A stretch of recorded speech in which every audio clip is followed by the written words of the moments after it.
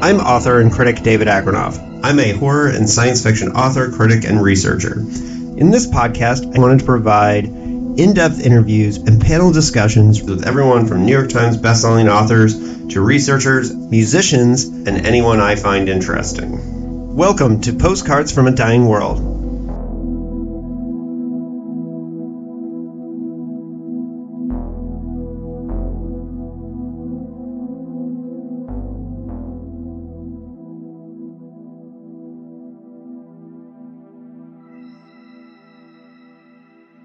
Hello and welcome to a special solo episode of Postcards from a Dying World. It's just me, David Agranoff, your host, talking about all the books that I read in 2023. My reading goal last year was 100 and I got 105, so I hit it. So I put my reading goal at 105 and I'm about 110 now.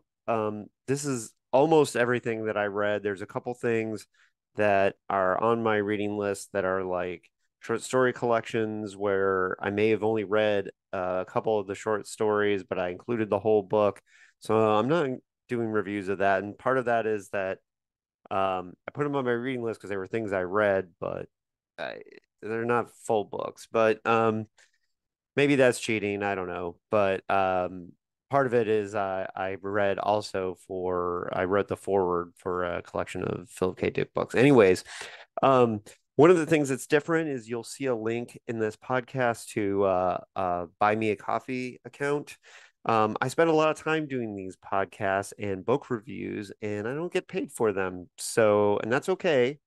But if you really, I get a lot of people tell me that they find books from my book reviews and that, I know you guys are listening to the podcast. So if you're having a good time, if you're enjoying the content, then yeah, consider giving me a donation and putting some time, into or paying for the time that I'm putting into this.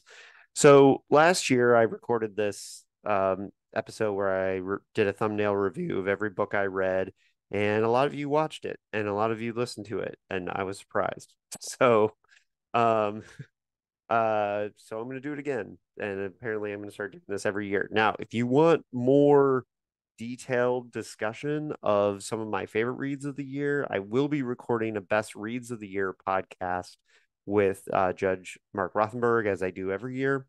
And so look for that. That's coming soon.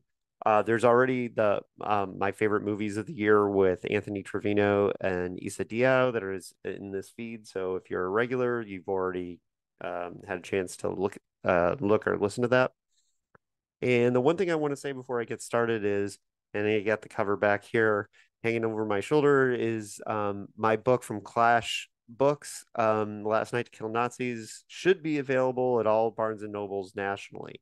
And I certainly would appreciate it if you win it, if you go in and at least ask for it and, find it on the shelf. Send me a picture, tag me. I want to, know on Instagram or whatever where these are showing up at Barnes and Nobles. So in January last year, let's get started on the reads. Okay.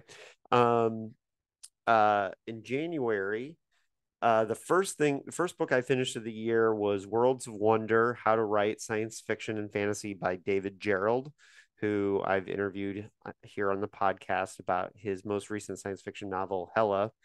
David is awesome. And he's most famous for writing Trouble with Tribbles when he was a very young man. And he kind of was an unsung hero in developing the next generation, even though he kind of got screwed on that. But he has a lot to say about the writing of science fiction and fantasy. And as somebody who's writing it and reading it, I could have used this a couple of years ago, but I think if you're just starting, this is a great place to start. A really great book about writing, and he used to teach at Pepperdine writing, and there's a lot of his lessons in there. The first novel I finished of the year was Hyde by Kirsten White, who is a San Diego, at least county. I'm not sure she lives in the city, but lives in San Diego County. San Diego writer. It's about a haunted amusement park. And maybe, I don't know, I wasn't quite feeling this book. It's awesome. She also just recently wrote an Obi-Wan novel, so I'm super jealous of that. But it's a good novel. I didn't connect with it very deeply. I also started reading the Star Trek Year 4 comic books, and at the end of last year, I read the one written by DC Fontana because I was working. Speaking of David Gerald, they were best friends, um, and so I don't have much to say about there. There's one of these year 4 and year 5 Star Trek comics that really hit me, and I'll get to that one when I get there. But I didn't really connect. I liked them, but I just don't have a lot of memory of them. So the next short novel I read was Glorious Fiends by Bonnie Jo Stufflebean, who is a Texas writer who I met just randomly. We were sitting near each other at a Sam J. Miller book signing at Mysterious Galaxies, and then she offered to send me her book. And it's a really cool story of like misfits and found families and misfit love story, which is kind of neat. It's a very kind of weird, somewhat grotesque uh, uh, horror novel. It's short, but it's cool. It's cool. It's neat. Not entirely my thing, but I respect it. And then I read The Word for World is Forest by Ursula K. Le Guin, and I have a very detailed review of that one up, partially because I was invited to be on a Ursula Le Guin podcast to talk about this book, and then the podcast kind of died, and I never ended up like using all my notes. So I might have to do an episode of this show about that just to use my notes that I had for it. But if you haven't read the Word for World's Forest, it was originally published in Dangerous Visions, so it's a very short novel, and it's one of Le Guin's like most kind of mainstream science fiction. But it's very good. It's a Vietnam allegory, but yeah, it's good stuff. I definitely recommend it. It's short, and it's not as dense as some of the later Ursula Le Guin stuff. So the next thing I read is another San Diego local, and that's Jim Rulin's Corporate Rock Sucks: The Rise and Fall of SST Records. And I did an interview with Jim on this podcast about this book. So if you want to know more about it, SST was a groundbreaking punk rock label, mostly connected to like Black Flag and like the Descendants and Husker Du. And it's the story of that label, and it's a very good book. It's very well researched. Jim has found a pretty good niche doing punk rock biographies. He did Bad Religion and Keith from the Circle Jerks. So really cool book. Now, one of my label mates, as it were, or publishing press mates, the Clash Books Anybody Home by Michael Seidlinger, I think is how you say his name. And this is like a second person home invasion novel. It's very experimental. And um it's pretty much a very genius horror novel. It's not for everybody because it is so weird and so experimental in style and tone. So it's got a lot of weird stuff going on. So that was January. So in February of 2023, the first thing I read was Star Trek Year 5 #1, Odyssey's End. Again, I don't have like deep thoughts on it. I read Sellout, the major label feeding frenzy that swept punk, emo, and hardcore 1994 to 2007 by Dan Ozzie. And this is like the story of like Green Day and Jawbreaker and all these bands that um, went to major labels. There's some Blink 182, which I didn't really know any history of them, even though they're from here. I was already like too hardcore to listen to Blink 182 when they came out. But some of this is really interesting for me. I saw Green Day when in Bloomington, um, and 8 people were there. So like seeing the rise of that band was really interesting. And so reading this book was interesting. And yeah, so I read another nonfiction book next, which was A Long Time Ago in a Cutting Room Far, Far Away, My 50 Years Editing Hollywood Hits from Carrie, Star Wars, Ferris Bueller's Day Off, Mission Impossible, and more by Paul Hirsch. And this is the story of a dying art form because movie editing is like like now that everything can be done digitally and people can edit movies from their laptops. It's a very different, you know, um, art form. And so this is a really kind of important, cool book, and it has lots of details about storytelling. There's a really important part of this book where he tells the story of how they just moved in Star Wars, they moved dialogue around in the scene between Luke and Obi-Wan, like um they moved some of the dialogue from the beginning of a scene to the end of the scene and how it changed the movie completely. And I don't want to give it away, but that's a really important lesson in storytelling that's in this book. And that's like an example of something that was really cool about it. So the next novel I read was Head Cleaner by David James Keaton. And I had David on this here podcast to talk about this book. It's a book of like tiny details and large themes, interesting characters, and it's a really cool concept. It's like a time travel story about video stores and VCRs. It's like a time traveling VCR. It's hard to explain. But it's jam-packed with ideas and it's very entertaining and it's kind of a sci-fi horror hybrid. And I had a lot of fun reading it, and I have definitely suggest reading it and checking out the episode that I did with him. And right after that, the last book I read in February was The Passenger by Cormac McCarthy. And we lost him this last year. He passed away, and that's not why I read it. I read it because it was the most recent one. I don't think he had died yet when I read The Passenger. He's a master, but his books are not for everybody. And I changed my ranking from what I first thought. Like at first I gave it 4 stars, and then I kind of like bumped it up the more I thought about it when I started writing about it, which happens from time to time. Because it took me a little bit of time to process it. And um, there's a lot of as always with Cormac McCarthy, there's weird stuff. He doesn't follow the rules. He makes up his own rules. So, that's kind of the way it goes with him.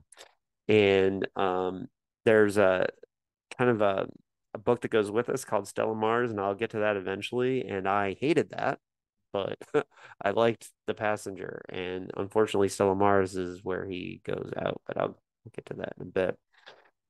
Um, so yeah, March of 2023. And I think there's a lot in here because I took a trip on spring break, maybe that's why I don't know. I read a lot in March. Um, I started with Star Trek Year 5, The Wine Dark Deep by Jackson Lansing. And this one was really interesting because it has a couple different stories, like Star Trek short stories within the context of it. And the first one was featuring a Tholian child, where the Enterprise saves a, a Tholian child. You remember the Tholian web? And they're very weird aliens, and they were briefly in Enterprise. Yeah, that's a really interesting story, and it adds a lot to the Tholian lore. And there's not a lot of lore about their species, so I really like that. But the best storyline I read in all the Star Trek comics was one where it's kind of like Sulu meets The Shape of Water. And Sulu has like this love story with this aquatic alien species and um yeah, it is like Sulu meets Shape of Water, and it's very good. And I really love that story. That's the best Star Trek comic story I've read in a long time. And I read a lot of Star Trek comics.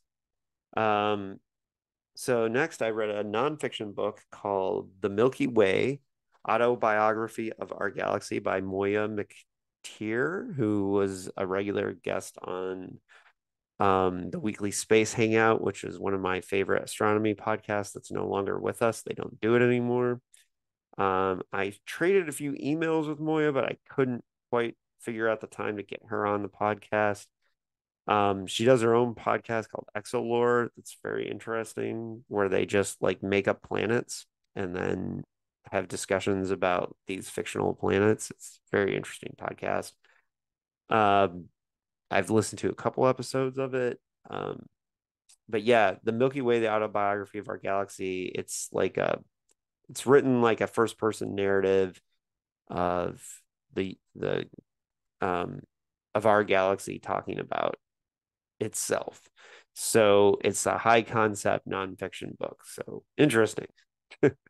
Um, okay, the first book that I'm pretty sure is on my best or favorite reads of the year of new releases is Maru by SB Divya, and I interviewed um Divya for of both of her last two books, Machine Hood and for Maru. And I highly recommend that interview as well as the book. This is more than just a science fiction story, and Divya has stated in interviews that this is kind of a utopian look at how our species might be able to survive and kind of a resistance to negative dystopias. And this is a very weird, far future space travel book with like living with like humans that are augmented to live in space and um, giant living spaceship people and all kinds of weird, interesting stuff. I loved Meru. It's everything you want in science fiction. So really good. I read another Star Trek graphic novel, Star Trek Discovery Aftermath by Kristen Beyer and Mike Johnson, who are writers for Discovery, and the first half of this graphic novel takes place after the events of season two and kind of wraps up some storylines from there. And so that, of course, has uh, Captain Pike and Spock and is really fun stuff. And then there's also a Saru story set on Discovery, back in the timeline. And that's interesting too, but not quite as interesting. Anyways, as the first story. Um, so the next thing I read was a nonfiction book called The Biggest Ideas in the Universe by Sean Carroll, who's one of my favorite physicists. And this one, I really loved his book, The Big Picture. This one was just kind of like his thought experiments from the pandemic, and he worked out a lot of these ideas on his podcast. And since I listened to his podcast, I felt like this was a little redundant for me. And some of these ideas are a little bit too esoteric for people who aren't physicists. So some of this I just kind of found myself like kind of not really understanding what was going on, really enjoying it. And then I read another Star Trek graphic novel, which was Star Trek The Q Conflict, which was, and I did not like this. Q's not one of my favorite villains, and this was a bunch of fan service goop because what it did was it put all the crews from all the ships that existed at that time, Deep Space Nine, Voyager, Star Trek, and mixed them up and in the Q continuum, and then they had to like kind of battle against each other. So you have Kirk and Riker working together, and Cisco and uh, somebody from Voyager, and Spock and Cisco, I think, were working together, and then like this was just fan service goop, and I, you know, didn't really enjoy it. I don't remember what I rated it. Maybe I gave it a nicer rating there, but my memory of it was not very good. So the next novel I read was Summer in the City of Roses by Michelle Ruiz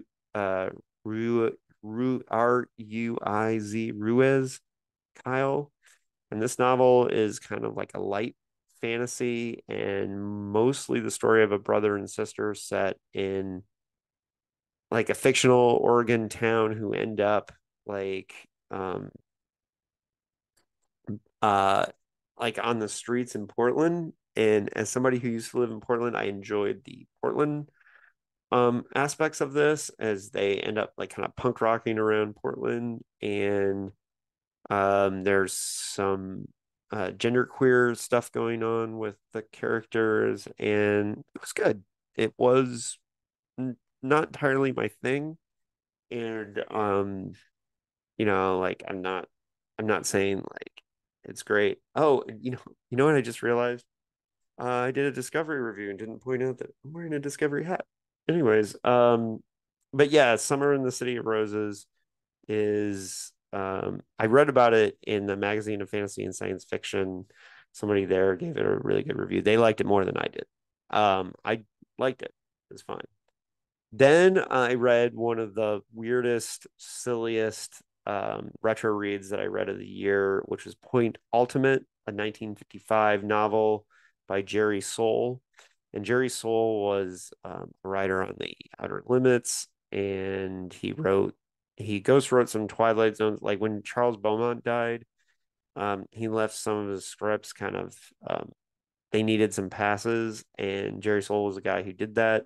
He also wrote the Carbonite Maneuver, which was the first aired episode of Star Trek.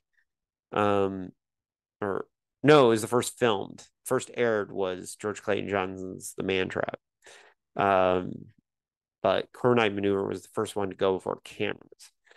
Um, and it aired 10th, I think. Anyways, Point Ultimate by Jerry Soule. This could have been a QAnon novel, and that's one of the reasons why I wanted to read it, because when I read about it, it was like, you know, set in 1999, written in 1955, and he thought we'd be living in a plague-ravaged communist dystopia.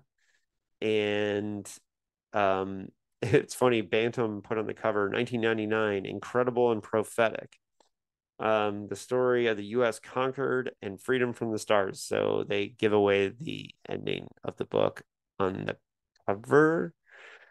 In this novel about a communist, it feels like it could have been written on a QAnon message board, and it has forced vaccinations, and um, co- communists have taken over America, and there are robot waiters and bartenders and flying cars, and that are called turbos.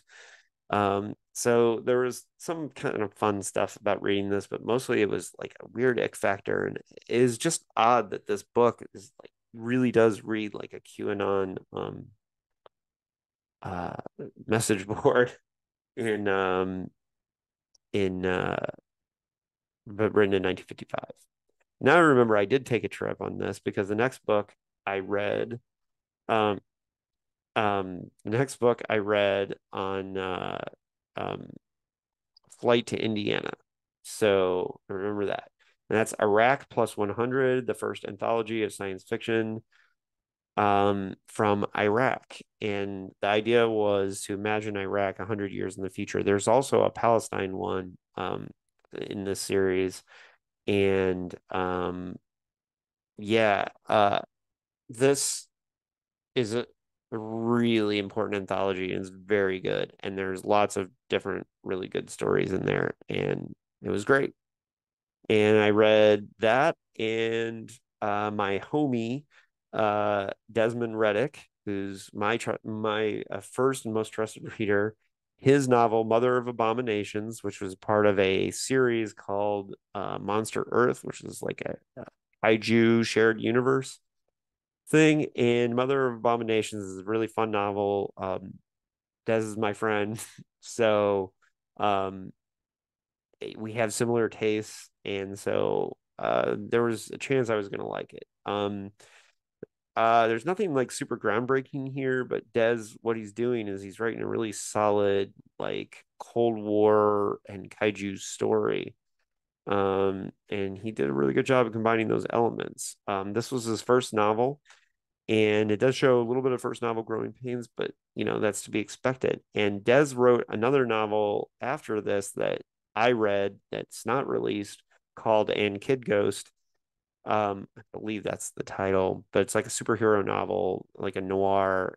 That book is incredible, and I know he says he needs to do another draft on it, and he has not published it, but unfortunately, I'm telling you about a novel that is not out there. I don't know what to tell you.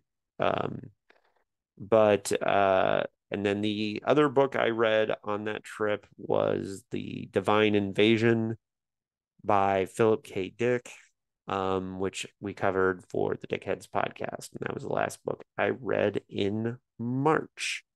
Um, so Divine Invasion, like if you want to hear me talk about that book, there's a whole Dickheads episode about it. In fact, like we kind of did two because I also interviewed did an episode about the Judaism connections in those are some of my Phil books there. Um and but Divine Invasion is the last science fiction novel that Philip K. Dick wrote, and it's like awesomely out of date. He doesn't try to write like an 80s modern, it was 1980 when he wrote it, and he didn't really try to write a modern science fiction novel. He just wrote a Philip K. Dick science fiction novel, and there's lots of really interesting theological ideas in there. It's kind of spiritually a sequel to Valis. It's considered the second book in the Valis trilogy, um, which I don't really honestly believe that he finished. A lot of people say that his last novel was book three, but I'll get to that in a bit because I read that this year too. But yeah, I Divine Invasion is great. It's a very weird book. And the kind of the opening, which is the science fictional version of his relationship with his friend Doris Saunter, who lived next door to him, is kind of science fictionalized with these two people that live in bubbles. Um, uh, uh, right by him, and or live right near each other. Anyways, I'm sorry, I got distracted for a second. But yeah, the next book I read was PKD adjacent. His third wife, Ann Dick, wrote The Search for Philip K. Dick, which is like her biography of him. I've got it sitting right here. Um, Anne could have hated Phil, and she certainly could have crushed him publicly. And it seems that she could have done that, but she was really trying to understand him and try to get through to him, or through to what was Phil. This is a really important book for people who want to understand Philip K. Dick, or people who are like serious dickheads. If you're not a serious dickhead, I don't think you need to read it. But if you're one of those people that have read every novel and you want to talk about Philip K. Dick and you want to be a scholar like me, I like this book was awesome. And uh as to where it ranks on the nonfiction books about Phil, I'm personally Divine Invasions is as up there. And then the Divine Madness of Philip K. Dick, I think, is really good too. And this was while I was writing unfinished PKD, so I hope to have a book up there in that pantheon. But my book, Unfinished BKD, was in progress when I read that. The next novel I read, excuse me, was Paul Bearer's Club by Paul Tremblay. And Paul's writing on several levels here, and I think this is a writer's novel, and I'm not sure how well it will work for the general reader. It's not as shocking or as horror as Cabin at the End of the World. It's not as nail biting as Survivor Song, but and it has a little bit more in common with Head Full of Ghosts. But this is a really cool and subtle horror novel. I really dug it. It didn't end up on my best of the year list, but I'm pretty sure I interviewed Paul about this book, so it's on the podcast feed, so you can hear more about it there. Um, Around that time, I started reading there's an episode of this podcast about the best science fiction novels of 1968, where Lisa Yazek, Brian Collins, and I debate what was the best science fiction novel that came out in 1968. And the first one that I read from that year, because some of them I had read before, so I didn't need to reread them. But of the ones that I hadn't read before was Nova by Samuel R. Delany. And is this a masterpiece?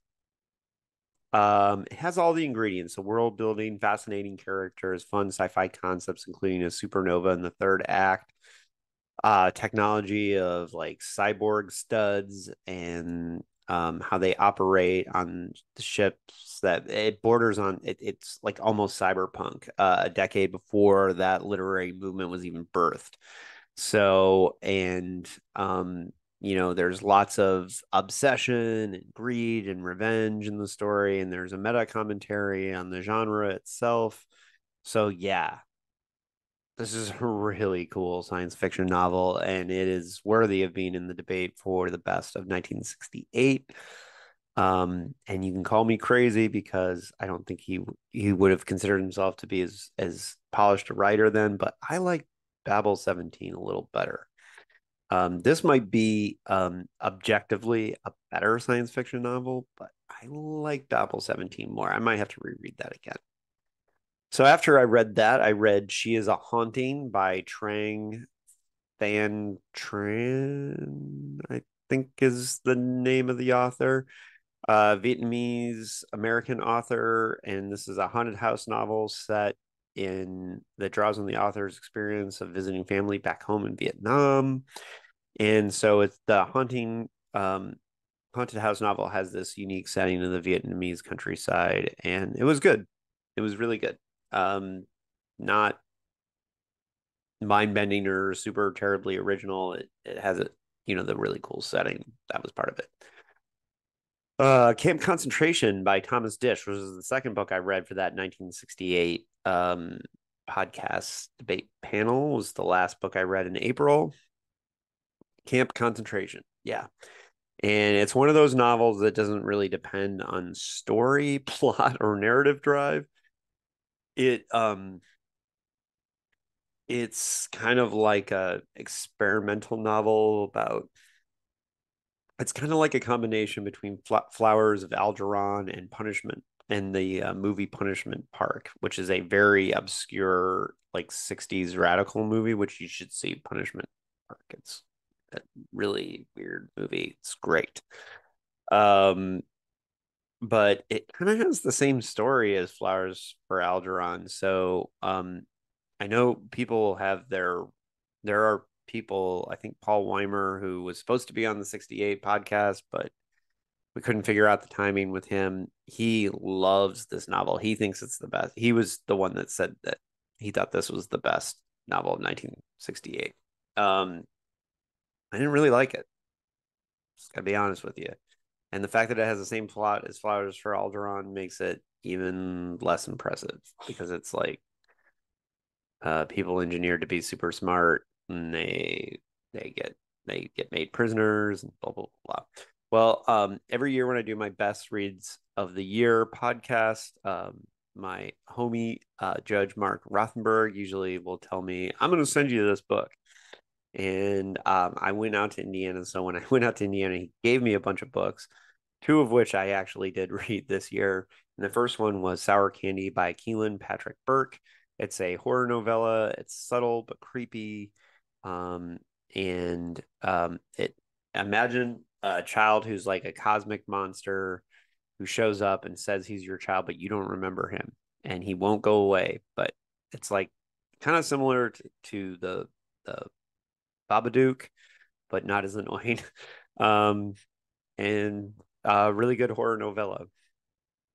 The next book I read for the best of 1968 was Picnic on Paradise by Joanna Russ. Picnic on Paradise is sneaky good.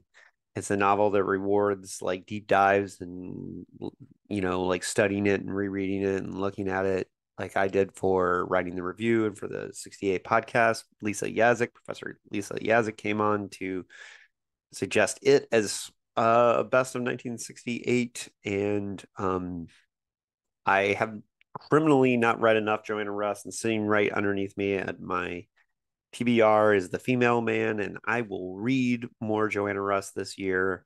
That is a promise. Next year, um, there's going to be more retro reads than brand new reads, and so um, you're going to get more Joanna Russ reviewed from me. Okay. Stella Maris by Cormac McCarthy sucked. Um, and it's an entire book about a character and his doctor in a psychiatric hospital. It's 181 pages of dialogue, no speech tags, no quotations. And I know Cormac McCarthy was a zero fucks given author, but this just it's like eating nothing but peanut butter and chocolate straight, like for like a month. It's just like, yes, he doesn't use grammar, but at this point, with absolutely not, I just found this to be a mess. And it's not really a story; it's just kind of like supplemental to the passenger. And so, yeah, no thanks. Not into it.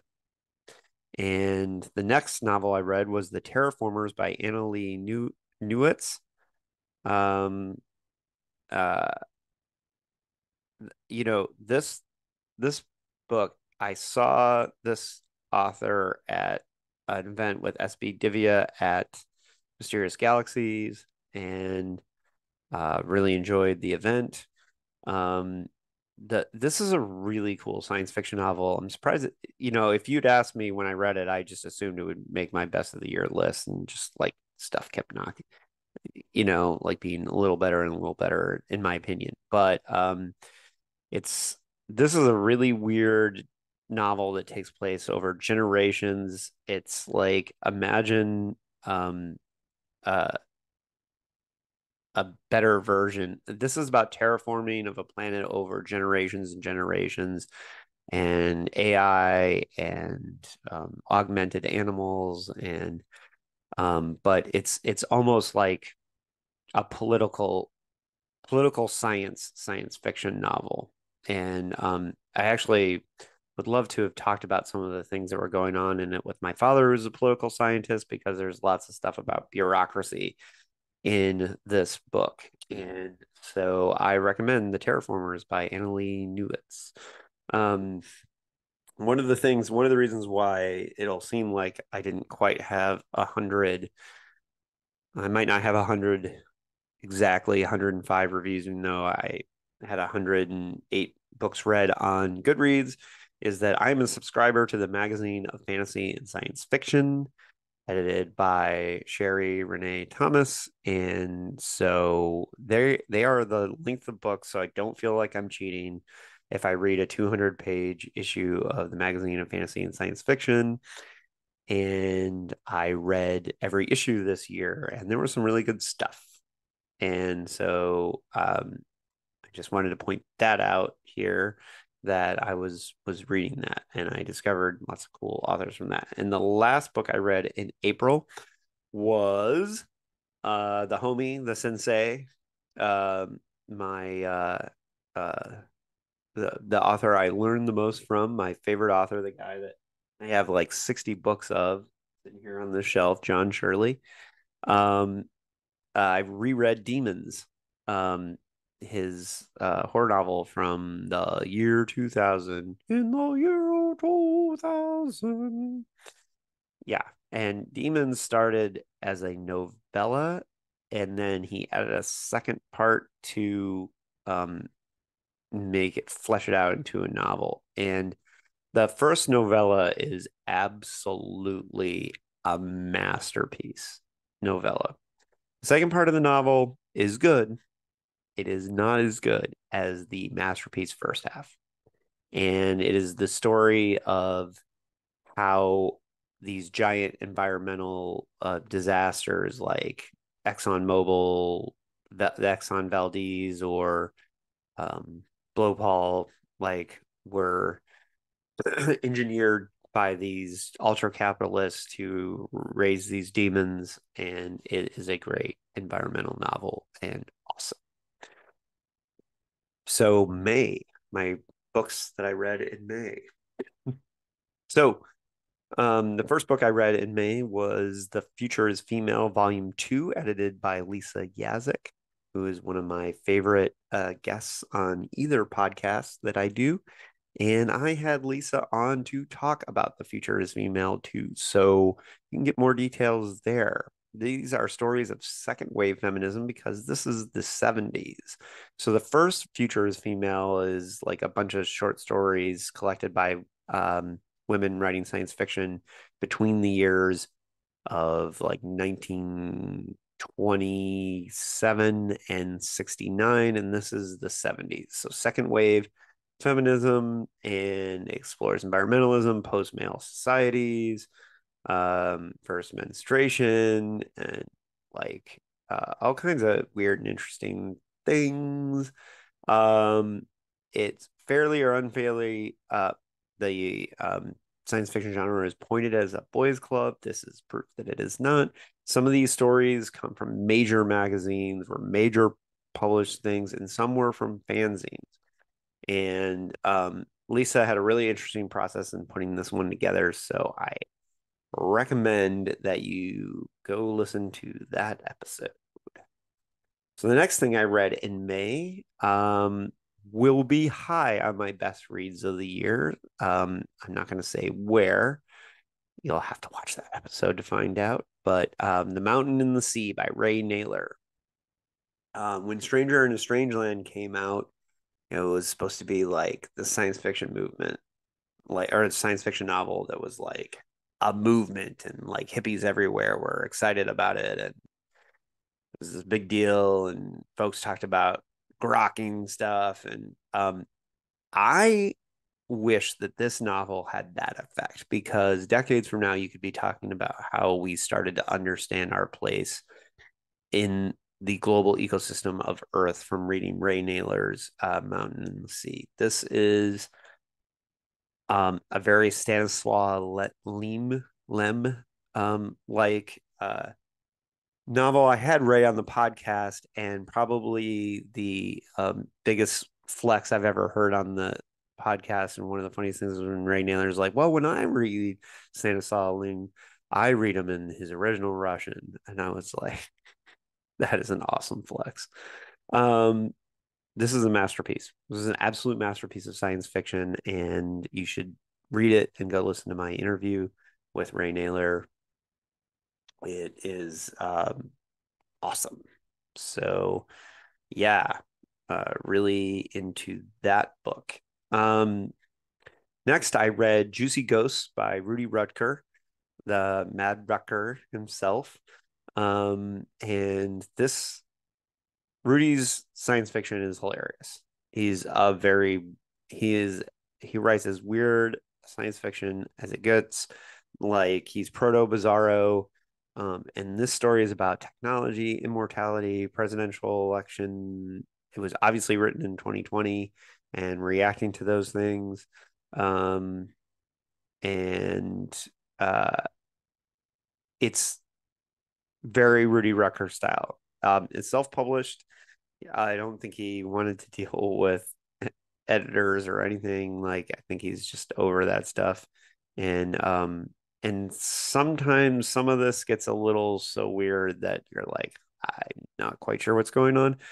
but it's very, very funny. I just started communicating with Rudy about coming on the podcast. I don't think he likes doing podcast interviews, but I'm trying to work on him to do that. So keep your eyes peeled for that.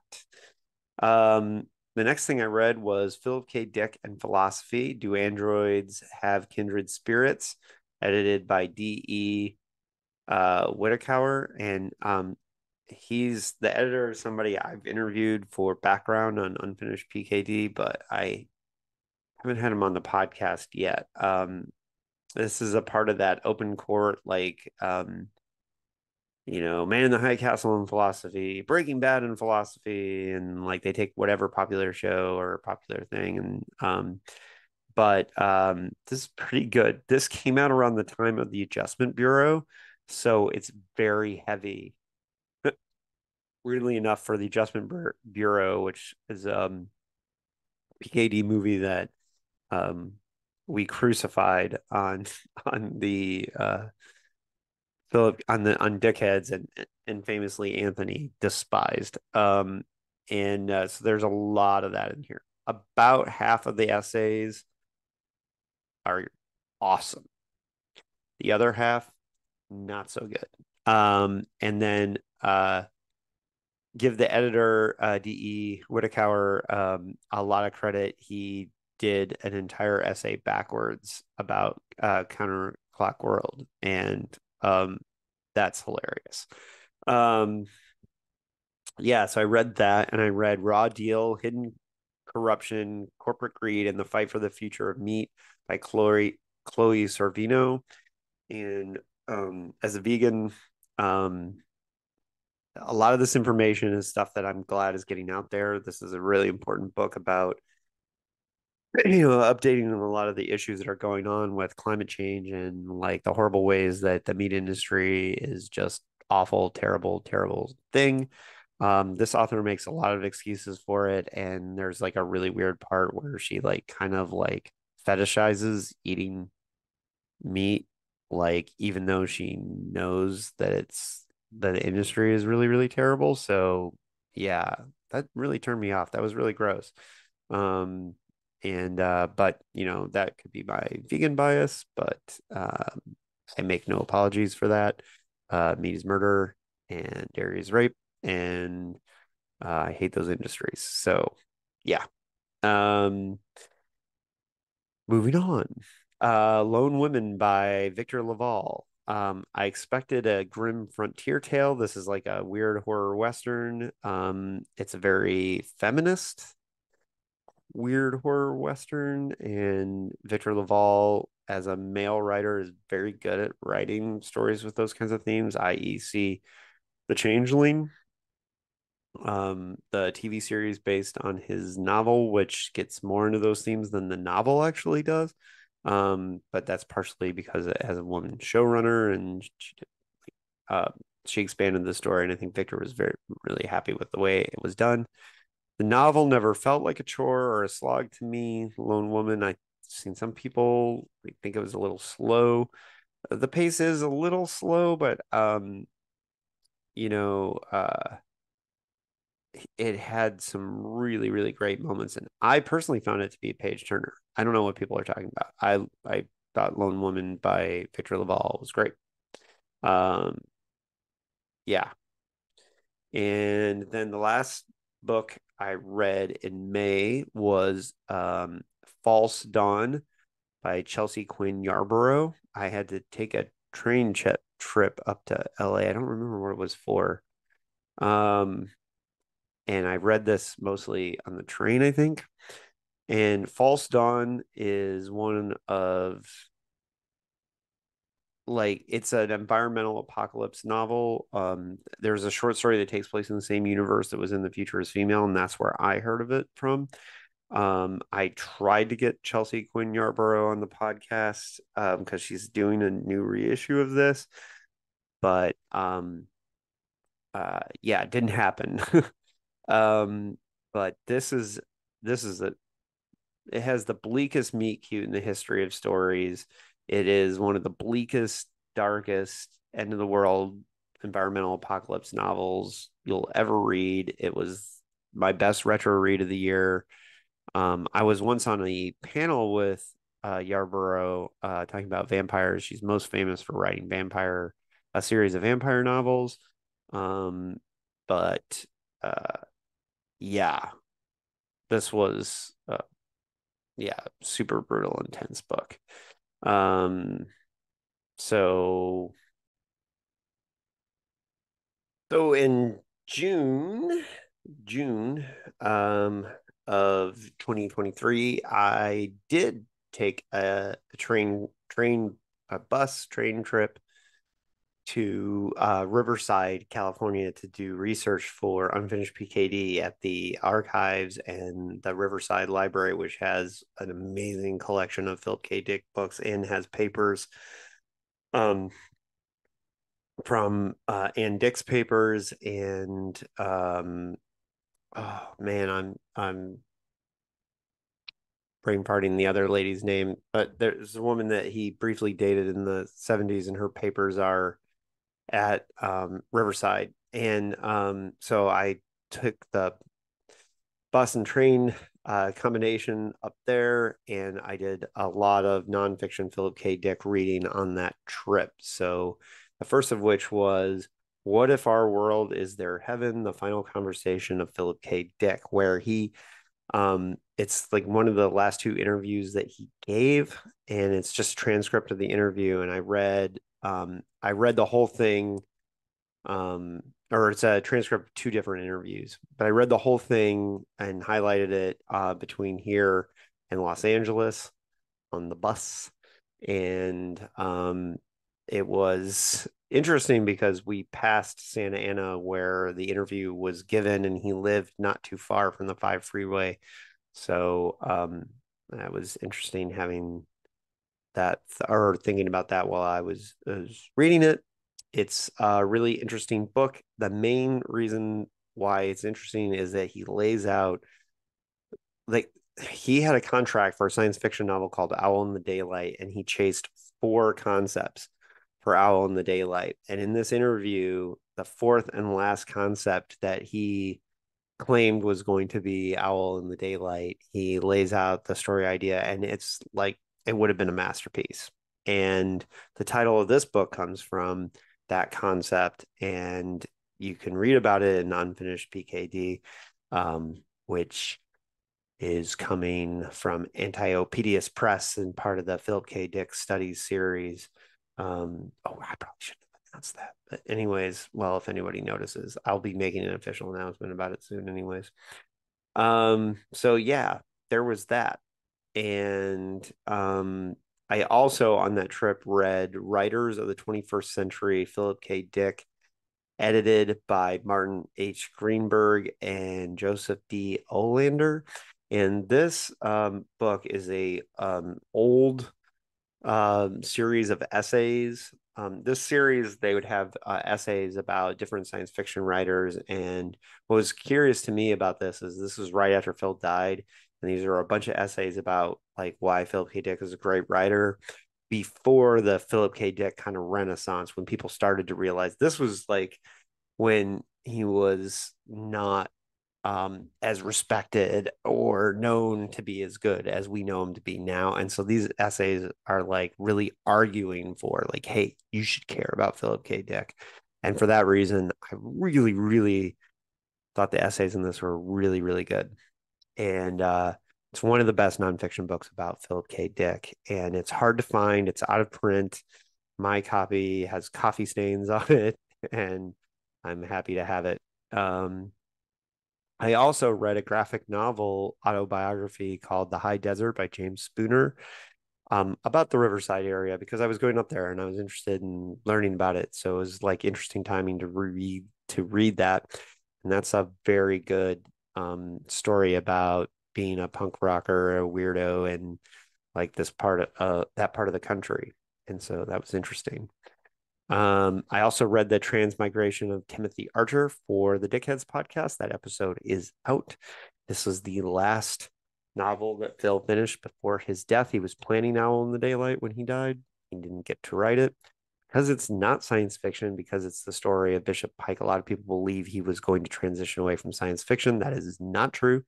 He was planning Owl in the Daylight. He tried four concepts. All four were science fiction for Owl in the Daylight. And one of them was even like super pulpy and very 50s. So, but you can read about that in Unfinished PKD. But yeah, the Transmigration of Timothy Archer is considered book three of Valis. I don't believe so because I don't think he intended it to be the third book in Valis. I think he intended Owl in the Daylight to be the third book of Valis, but because it has spiritual themes, even though it's not connected to Valis at all, they say it's third. A lot of people say it's the third part of the Valis trilogy, and that's just smart marketing, but it's not um, honest marketing, if you ask me. I don't believe it's the third part of now some people do, and you can hear that debate on the Dickheads podcast. So our episode of the Transmigration of Timothy Archer. I definitely recommend reading it. It's Phil's only first person narrative, and it's his only novel in first person that also has a female lead character who he has at different times said was inspired by one of his daughter Laura, but then also talks about how this character is way smarter than him, and that's like an interesting thing about it. Next, I read No Gods for Drowning by Haley Piper, who is a amazing horror author, and this is like a horror dark fantasy. I was very intensely knee deep in finishing Unfinished PKD and doing hours and hours of work. I was working like 12 hours a day on that book when I read this. Um, because so what I would do is I would work for like 10, 12 hours a day on my vacation on Unfinished PKD. And then at the end of the day, I would read Haley's book to like kind of decompress. And so I'm not sure is the best way to read that book. It's like it's very similar to Killing on Carnival Row. It's like a fantasy world with like some really dark stuff, horror stuff. It's just not my kind of thing either. Like, it's really good.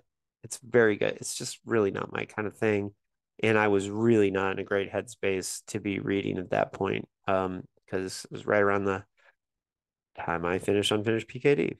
And that was like the hardest writing experience of my life because I've never written a nonfiction book before and it was really intense. Anyways, next I read Nietzsche, the Unmanned Autohagiography by D. Harlan Wilson, my co-host on the Dickheads podcast. And if you've never read Professor Wilson's work, it is hilarious, weird, and surreal. I wrote my review of it. I basically kind of like did a mock autohagiography of L. Ron Hubbard is my kind of response to this, and I was really happy and proud of that review, but I don't think anybody read it. But yeah, it's a very funny book, and if you like Professor Wilson's stuff, you will love it. It's very funny. It's one of the funniest things I read all year. Next, I read a graphic novel, Indiana Jones and the Tomb of the Gods by Rob Williams. I was getting psyched for Dial of Destiny. I rewatched all the Indiana Jones movies and read this graphic novel around the same time. It really does feel like a lost, like Indiana Jones movie. It was very good. I liked it. Nothing groundbreaking or whatever, but yeah. And the last book I read in June was, and maybe leaked a little bit into July, was After Engulfment, Cosmicism and Cosmicism in H.P. Lovecraft, Philip K. Dick, Robert A. Heinlein, and Frank Herbert by Ellen J. Greenham. This is a super academic book about PKD and like cosmic horror. This is about like cosmic horror. And so what Ellen Greenham is trying to do is talk about how there's cosmic horror in science fiction. It's not just Lovecraft.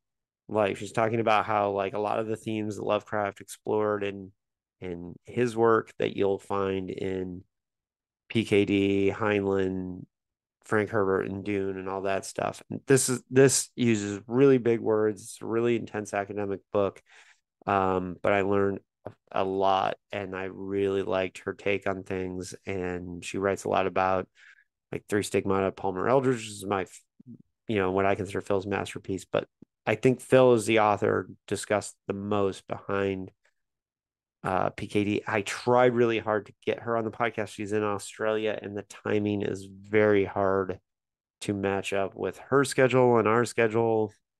And but I know Professor Wilson got a copy of that too. So we may discuss that in the future still. And then Our Black Hearts Beat is Won by Brian Asman, and I got a very early copy of this. It is now out. He's going to do like a relaunch thing around Valentine's and do an event at Mysterious Galaxies for the countdown to StokerCon.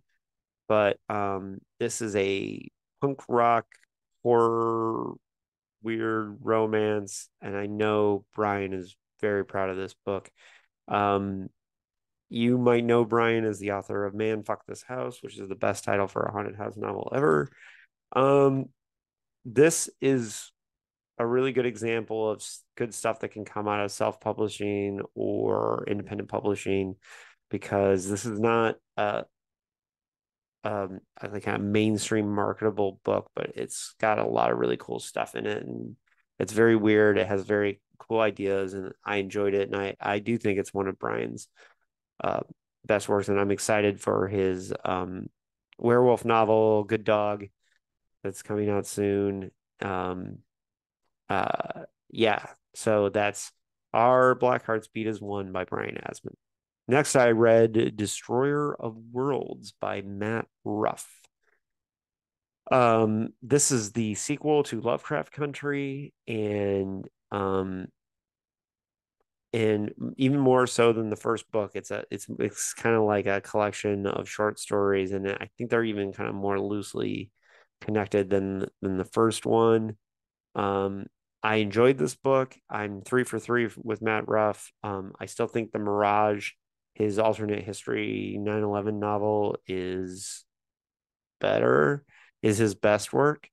Um, and but yeah, I enjoyed this. Don't have a ton to say about it. But next I listened to an audio book of Star Trek Discovery. Drastic Measures by Dayton Ward, who I enjoy following on Facebook. He's I really enjoy his social media presence, but this is a really cool prequel to Discovery about a young Lieutenant Giorgio, Michelle Yeoh's character from the beginning, and uh, Jason Isaacs. Oh God, I'm brain farting the name of his captain.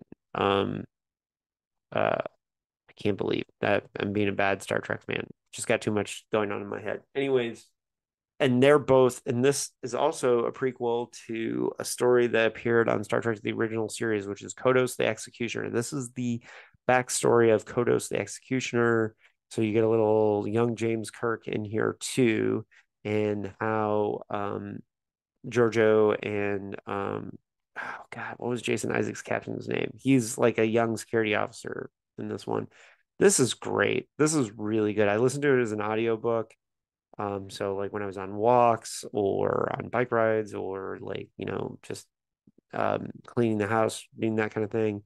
And I mean, this was great. That's how I like to consume Star Trek novels. If I can find them on audiobooks, you'll see I have a couple of those coming up here.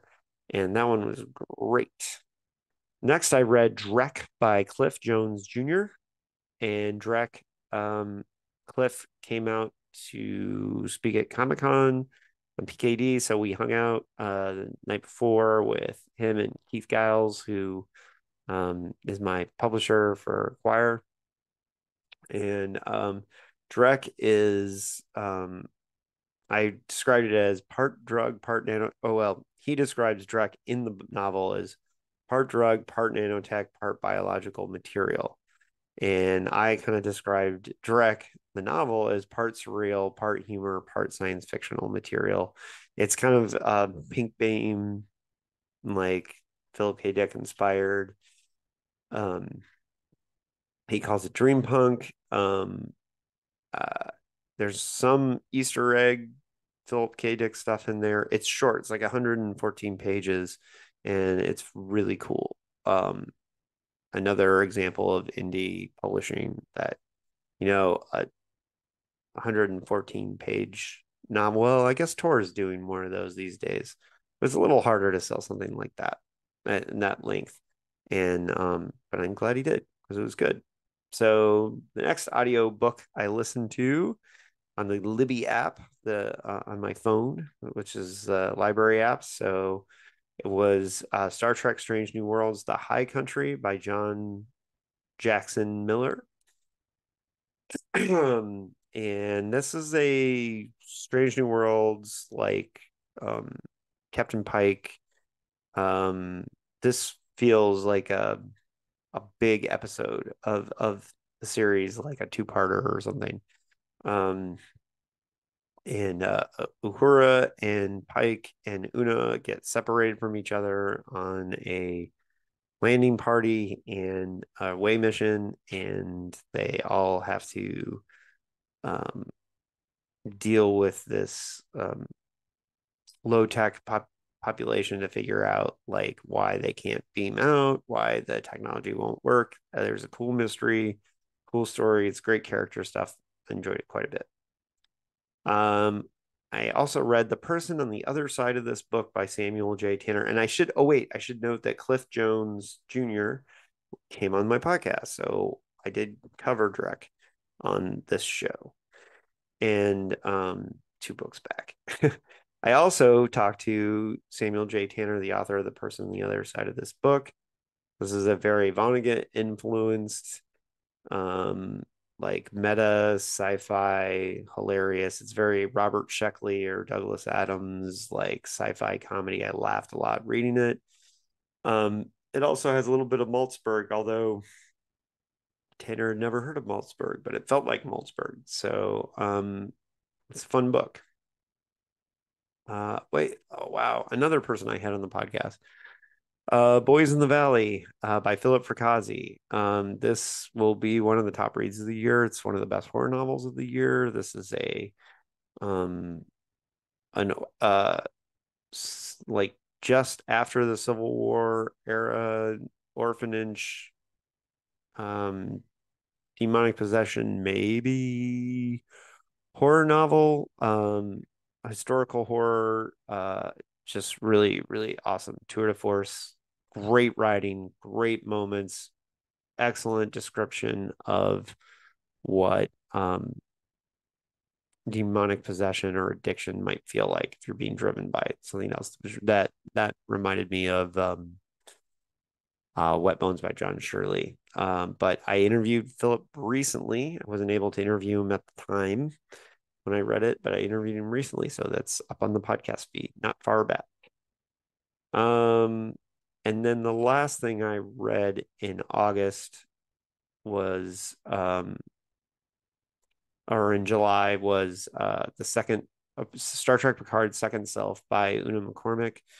Una is one of my favorite Star Trek writers, and she proved it here. This takes place between season I think 1 and 2 of Picard, and um I don't think this is a spoiler because like I kind of saw it coming, but um it's a spy story with Rafi and Seven, and Una's favorite Star Trek character, who she would always write about, is Elam Garak, who is my favorite Star Trek character from Deep Space Nine, and Garak is in this, and you should want to read it for that alone.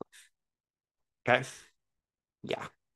All right. So August. Um, yeah, this was an intense month of reading. I'm kind of looking ahead. So I read The Man Whose Teeth Were All Alike by Philip K. Dick for the podcast. We've recorded this episode. I don't think it's out yet. because we are taking our dear sweet time with that. Um, Man Whose Teeth Were All Alike is a non-science fiction novel, and it wasn't published till after his death, and it's not great. But you'll find out whenever the episode comes out my detailed thoughts on it.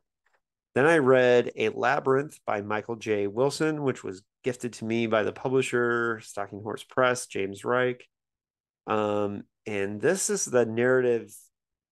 It's like a narrative prose poem kind of thing, and it's a retelling of um some kind of, I don't remember which myth, but it's a retelling of, and it is a classy piece of work.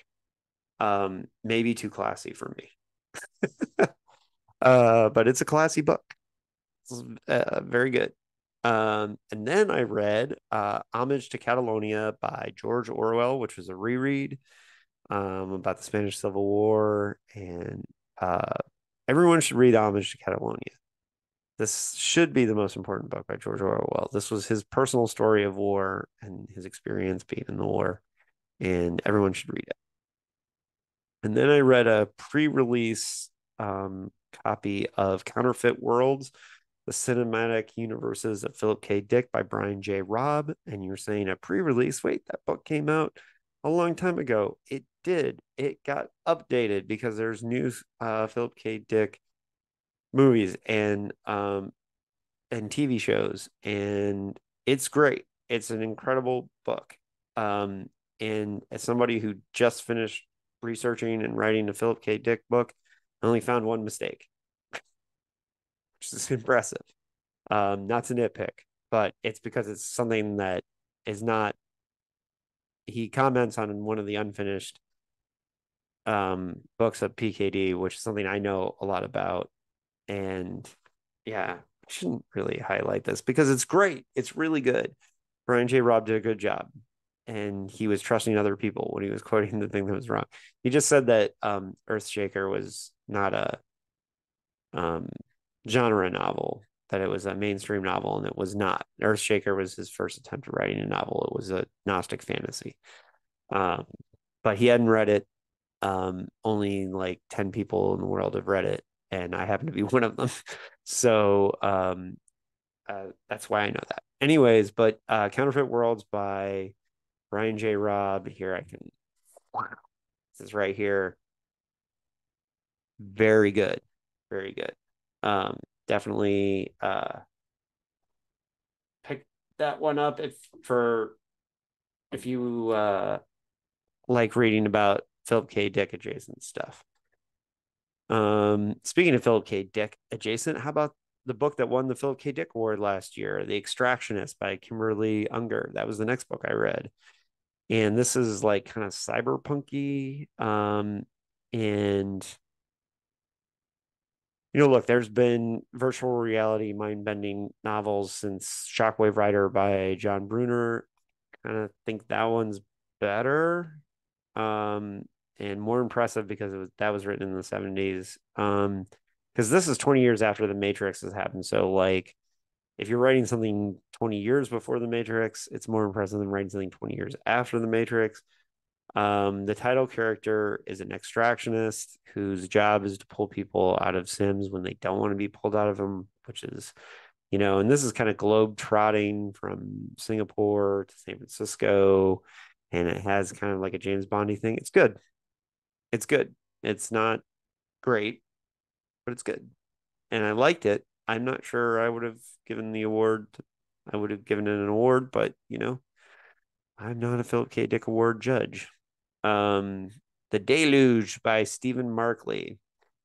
This is a doorstop book, and I read it on the book tour for The Last Night to Kill Nazis. Shout out to Artifact Books. So I read it on my way to Artifact Books, where I got this T-shirt.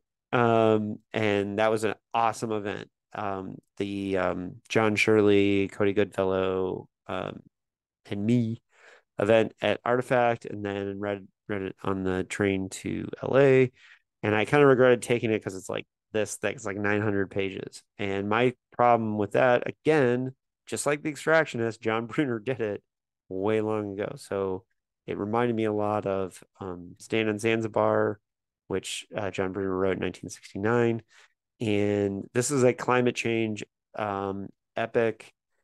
And um, it is frightening. It is a warning, but I really feel like it could have been done in 500, 600 pages. There was just a lot of fluff. And then there was some experimenting. Like there was one chapter that had these text boxes and it was irritating as shit. And it didn't work at all. At all. It was terrible. It was a terrible idea. And yeah. So a lot of people think this is a masterpiece, and you're hearing a lot of masterpiece talk. I wouldn't go that far. A nonfiction book on the same subject. The Heat Will Kill You First, The Life and Death on a Scorched Planet by Jeff Goodall. This is the most important book I read this year. And if you get a blurb from Kim Stanley Robinson, who wrote Ministry of the Future, he was basically trying to make the same point. So that was the science fictional version of making this point, but it's basically about how hot our planet's getting. And when the whole world is freaking out about Taylor Swift going to a football game, like this is the book that everybody should be reading, everybody should be talking about, because the planet's getting hotter and we need to do something about it. And this honestly, like this book should be given away. Like the government should be giving this. I believe in socializing this book and making the point to everyone. That would be awesome. That should happen. All right, we're getting there. We're in September. I took a break from Star Trek audiobooks for a Star Wars audiobook. And this was Star Wars The High Republic Into the Dark by Claudia Gray, who's one of my favorite Star Wars authors. She's a great author. Her original work is great. And this is like combining, this is a High Republic novel set a couple hundred years before the Skywalker saga. So it has Yoda, but that's about it. And man, this is good stuff. It's like deep connections to the Force. There's a librarian Jedi character who just wants to be in the library. And there's parts of it that are kind of like Aliens, like Cameron's Aliens. Good stuff. Liked it. Enjoyed listening to it. Next read I had was another Clash books, label mate with The Last Night to Kill Nazis. Everything Darkness Eats by Eric LaRocha. LaRocha? I think it's LaRocha. Um, this is a classic horror novel with a monster that offers you everything you could want. So it has like a little bit of Damnation Game, a little bit of Needful Things. Um, it's kind of a Faustian bargain kind of novel. It's great. It's really, really good. It's a very good horror novel. I really liked it. And the tension um, for the gay characters living in a small town was really good too. Um, I really like this book. I was trying to get Eric on the podcast and we just couldn't connect. Timing wise. So yeah. Um don't know what happened with that. I tried. I tried to get him on the podcast. I really did. Um so Never Whistle at Night is the next book I read, which is an indigenous dark fiction anthology. So it's Native American, North American writers, a lot of Canadian writers, edited by homie of the podcast, Shane Hawk and Theodore C. Van Alst. Um, I did a whole episode of the podcast on this, recorded live at Mysterious Galaxies. I hosted the book event, a book launch for this. This has been on the the indie bookstore bestseller list for 10 weeks. It's been on the Washington Post bestseller list. It's great. It doesn't need me promoting it, but I am. It's really good. And check out my interview with Shane. I'm really happy with it. And next, I read Suborbital 7 by John Shirley. I did a book tour with mini book tour with John for this book. And so I heard him talk a lot about it. I did an interview with him on this here podcast about the book, and it's great. It's really good science fiction action. It's global politics meets Apollo 13, very tense, nerve-wracking science fiction. Loved it. Great character work. Um, yeah, really good stuff. Next, I read also on the podcast this year Infinity Gate by M.R. Carey. And this will definitely be in my top reads of the year episode. So you'll hear more about it then. This is as epic in scope.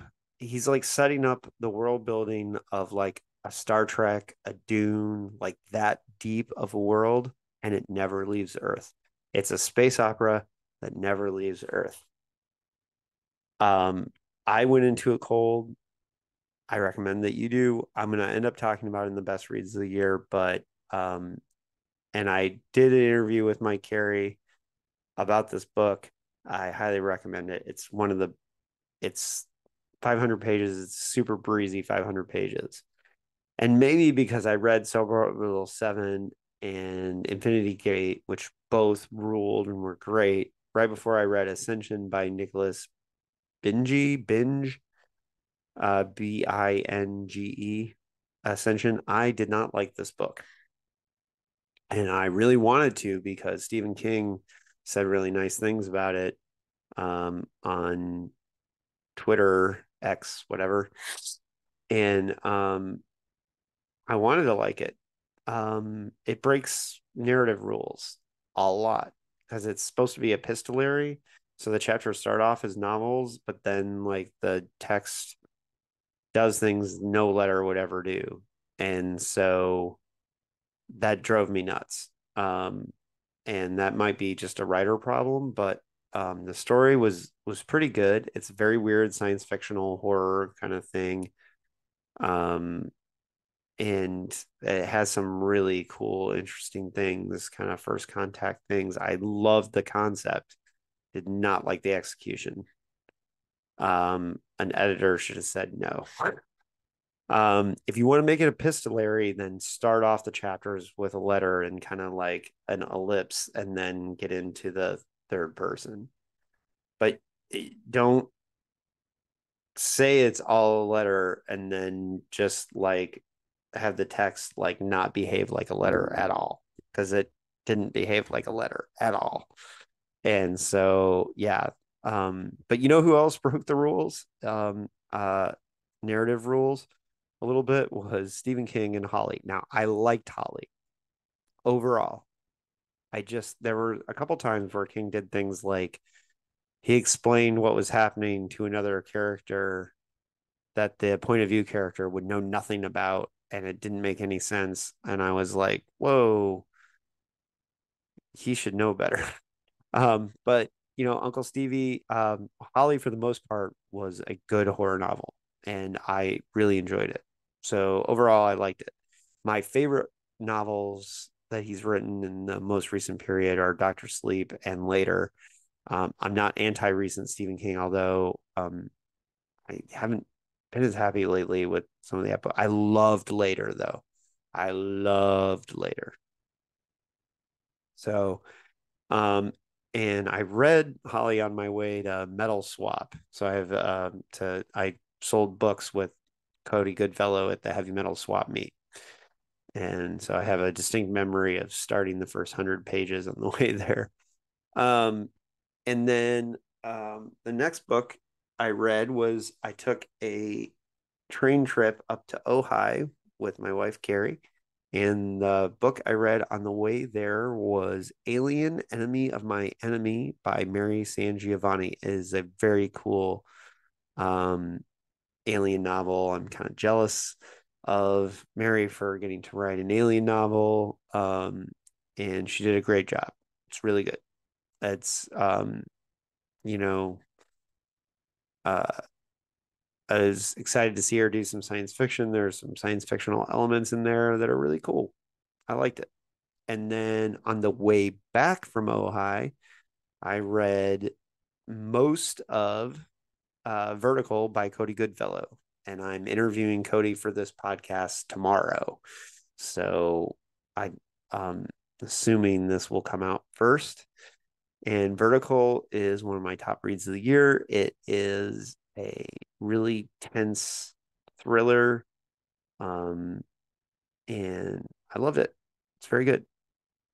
I'll say more about it in the best reads of the year, but it's a group of like urban explorer pranksters who climb one of the tallest buildings in the world in Moscow, and it's not finished, and there's gangsters and action, and it's pretty good.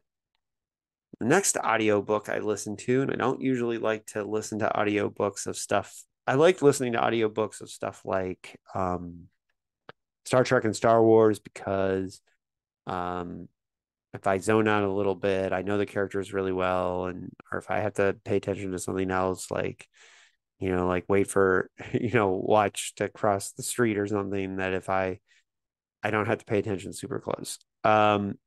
And I thought Robots of Dawn would fit for that by Isaac Asimov, and yeah, it was interesting because I've reread the Robot trilogy over the last couple of years, and Naked Sun I read in 20.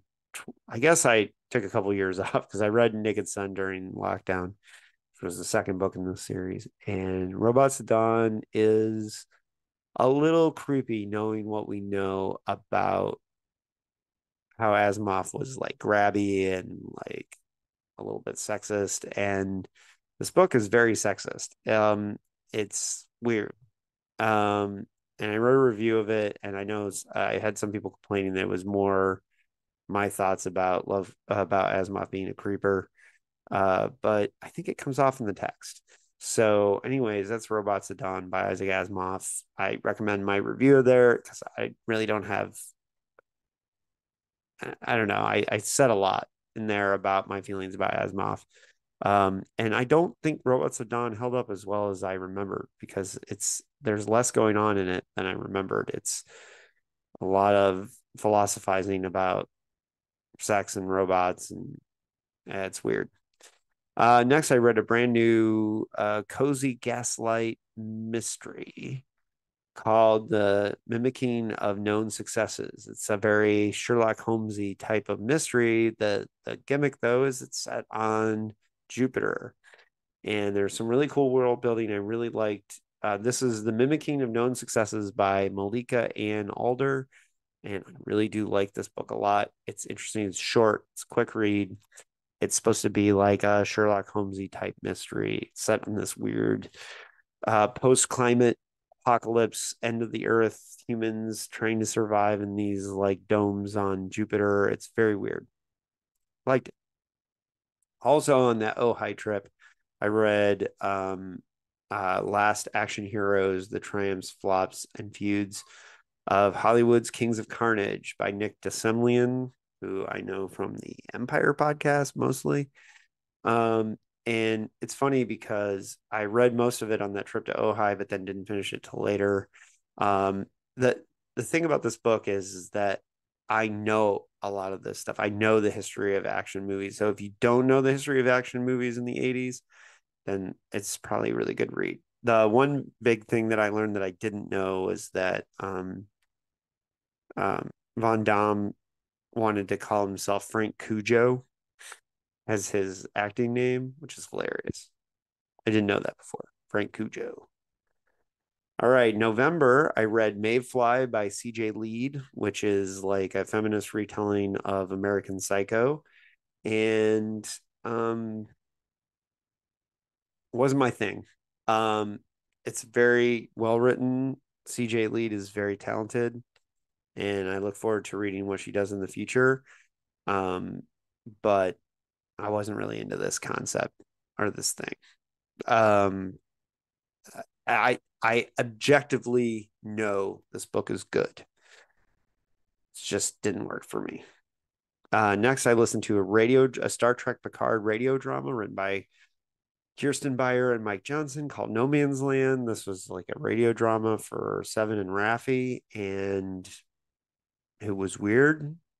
But Jerry Ryan and Michelle Hurd like playing their characters really well. But the thing with radio dramas is people talk unnaturally in order to explain things because there's a science to dialogue and a radio drama, and I wasn't into that. I It's not their fault. They did the best they could. But, I almost feel like this should have been a comic book. The story, it was a good Star Trek story, though. I'll give them that.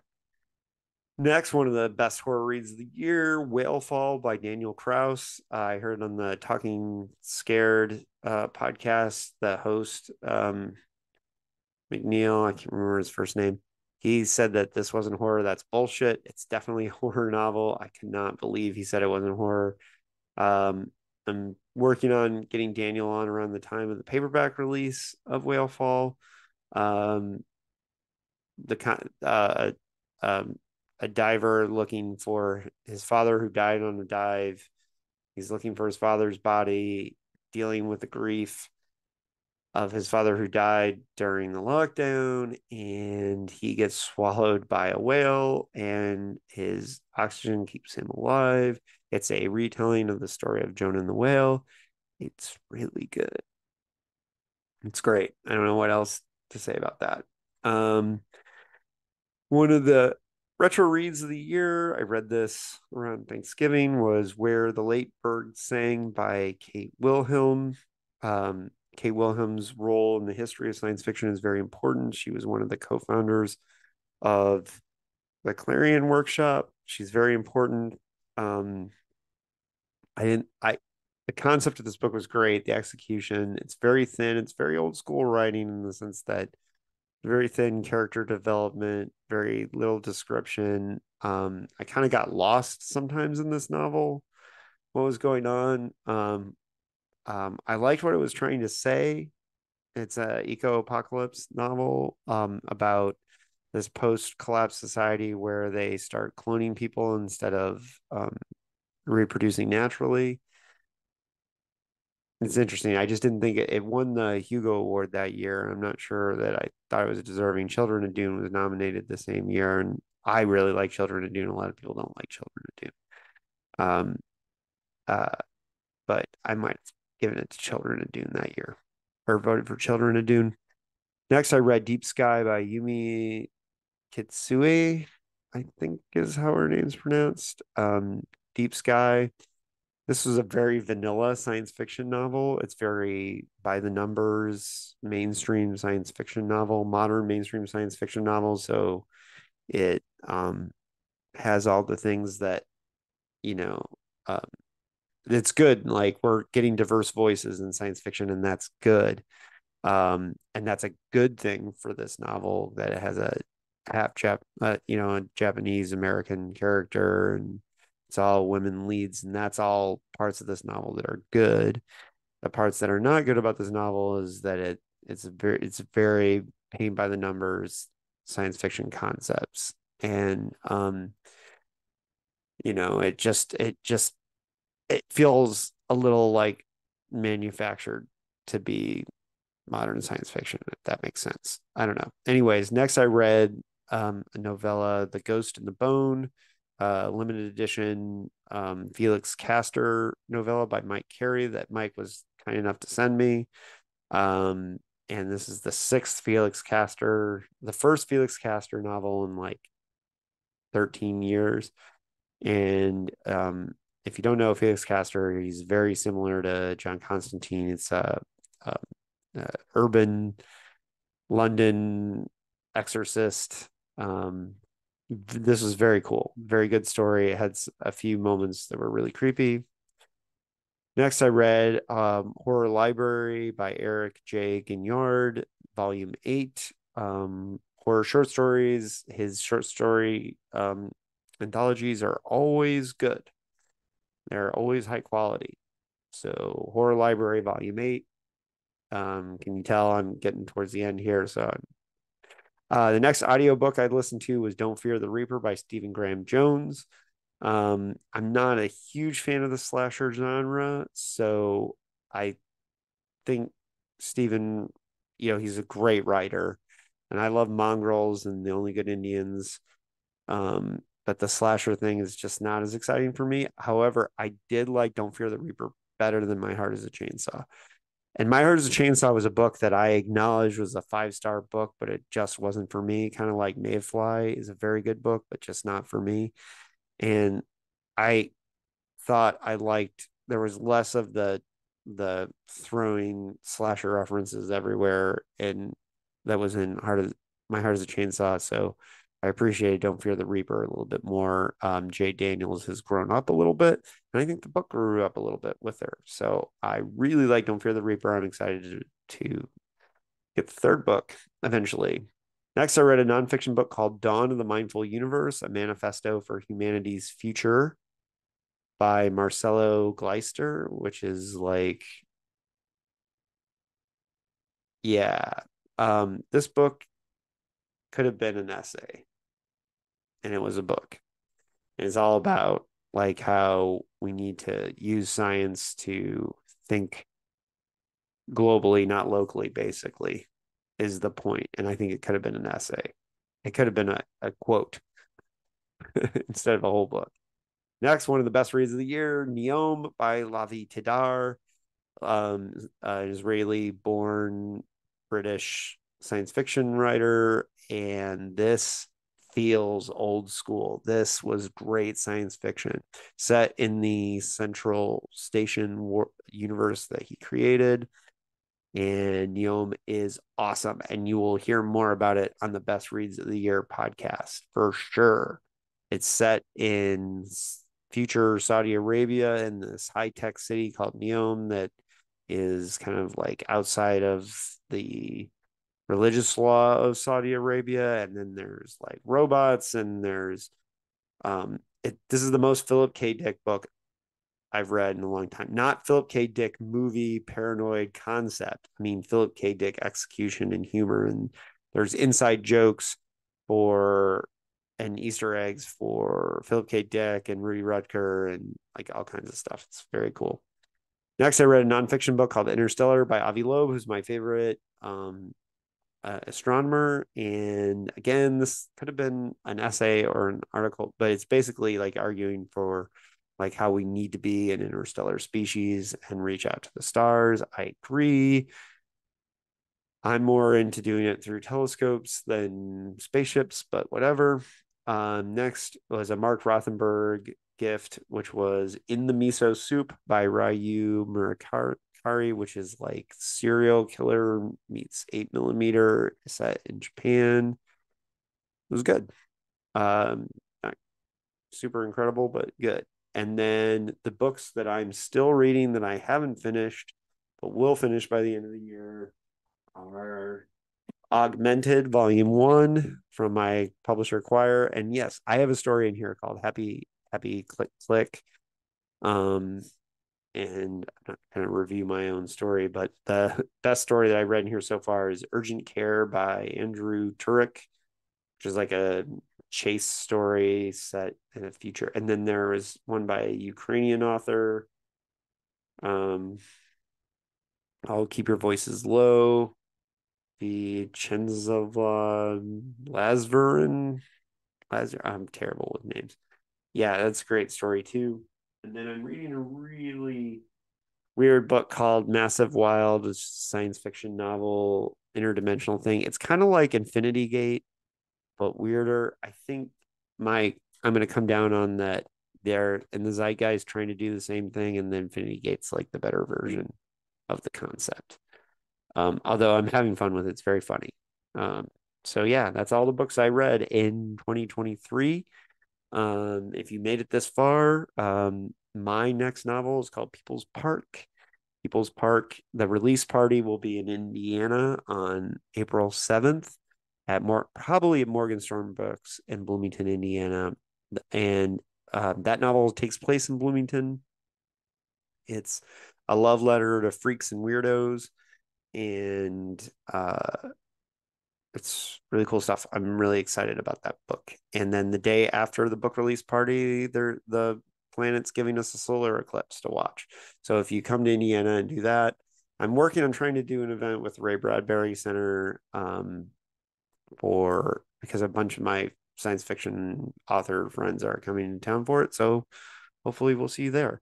Coming up next on the podcast, the best reads of 2023 and Vertical with Cody Goodfellow. So um, yeah, see you then. And thanks for, and again, if you made it this far, you can donate on Buy Me a Coffee. I really appreciate it because I put a lot of time and energy into putting this podcast out, and I don't sell ads and don't do all of that stuff because I find those annoying. And so if you enjoy the work, appreciate it, I'd love a donation. If not, don't worry about it. You can always buy my book. I appreciate that too because you get something out of it too because I promise you a good story. So, yeah, thanks for listening. Bye bye.